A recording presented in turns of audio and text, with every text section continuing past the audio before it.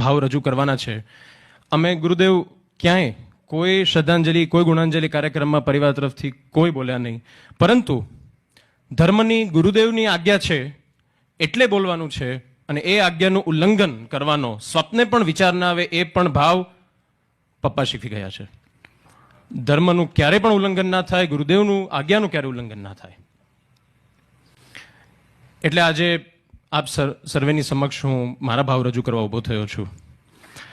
અહીં બેઠેલા આપ બધા, મારી ઉંમર છે 29 વર્ષની, આપ મારાથી પણ વધારે સમયથી મારા પિતાજીને ઓળખો છો.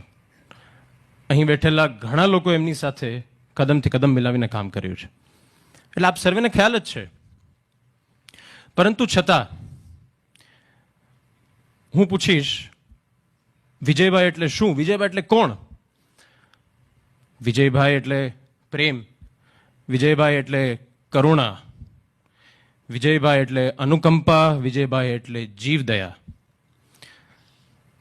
વિજયભાઈ એટલે ધર્મ, વિજયભાઈ એટલે સહનશીલતા, વિજયભાઈ એટલે સંવેદનશીલતા, વિજયભાઈ એટલે ગુરુદેવે કહ્યું અપરિગ્રહ, વિજયભાઈ એટલે ત્યાગ, વિજયભાઈ એટલે સ્થિત પ્રજ્ઞતા. આ તમામ જે મેં વસ્તુઓ કહી, તમામ જૈન ધર્મના પાયા છે.